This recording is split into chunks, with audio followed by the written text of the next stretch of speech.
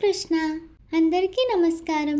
ఈరోజు భగవద్గీత మొదటి అధ్యాయం నుండి కొన్ని శ్లోకాలు వివరించుకుందాం. 15వ శ్లోకం. పాంచజన్యం హృషీకేశో దేవదత్తం ధనంజయః పౌండ్రం దద్మౌ మహాశంఖం భీమకర్మావృకోదరః. శ్రీకృష్ణ భగవానుడు పాంచజన్యం అనే తన శంఖమును పూరించగా అర్జునుడు దేవదత్తం అనే తన శంఖమును పూరించాడు. భోజన ప్రియుడు, ఘనమైన కార్యాలు చేసేవాడు అయిన భీముడు పౌండ్రం అనే తన మహాశంఖమును పూరించాడు. భాష్యము. సర్వేంద్రియాలకు ప్రభు అయిన కారణంగా శ్రీకృష్ణుడు ఈ శ్లోకంలో హృషీకేశునిగా వర్ణింపబడ్డారు. వివిధ యజ్ఞాల నిర్వహణకు ధనము అవసరమైనప్పుడు దానిని సంపాదించడంలో తన అన్నగారికి సహాయం చేసిన కారణంగా ఈ శ్లోకంలో అర్జునుడు ధనంజయునిగా పిలువబడ్డాడు. అదేవిధంగా విపరీతంగా తినడంతో సమానంగా హిడింబాసురుణ్ణి వధించిన కారణంగా భీముడు వృకోదరునిగా పిలువబడ్డాడు. ఈ విధంగా భగవంతునితో పాటు పాండవ పక్షంలో ఉన్న యోధులందరూ పూరించినట్టి ప్రత్యేకమైన శంఖాలు యుద్ధ వీరులకు ఉత్సాహమును కలిగించాయి.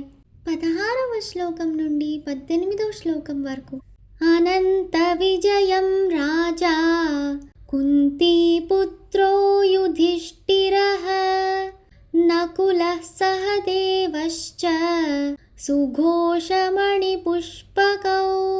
కాశ్యశ్చ పరమేశ్వాసః శిఖండీ చ మహారథః దృష్టద్యుమ్నో విరాటశ్చ సాత్యకిశ్చాపరాజితః ద్రుపదో ద్రౌపదేయాశ్చ సర్వశః పృథివీపతే సౌభద్రశ్చ మహాబాహుః శంఖాన్ దద్ముః పృథక్ పృథక్. కుంతీపుత్రుడైన యుధిష్ఠిరుడు అనంత విజయమనే తన శంఖమును పూరించగా నకులుడు సుఘోషమనే శంఖమును, సహదేవుడు మణిపుష్పకం అనే శంఖమును పూరించారు. ఓ రాజా, గొప్ప విలుకాడైన కాశీరాజు, యోధుడైన శిఖండి, దృష్టద్యుమ్నుడు, విరాటుడు, సాత్యకి, ద్రుపదుడు, ద్రౌపదీ తనయులు, గొప్ప బాహువులు కలిగిన సుభద్రా తనయుడు మొదలగు వీరులందరూ తమ తమ శంఖాలను పూరించారు అని సంజయుడు ధృతరాష్ట్రునితో చెప్పాడు. 19వ శ్లోకం.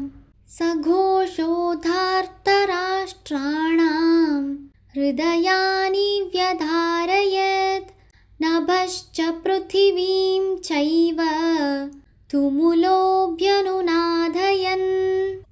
ఆ వివిధ శంఖముల ధ్వని అతి భీకరంగా అయింది. ఆకాశము, భూమి రెండింటినీ కంపింపజేస్తూ అది ధృతరాష్ట్ర కుమారుల హృదయాలను బద్దల చేసింది. భాష్యం. పాండవ పక్షము వారు చేసిన ధ్వనితో ధృతరాష్ట్ర తనయుల హృదయాలు బద్దలయ్యాయని ఈ ప్రత్యేకమైన శ్లోకంలో చెప్పబడింది. పాండవులు, వారికి శ్రీకృష్ణుని పట్ల ఉన్న విశ్వాసం దీనికి కారణం.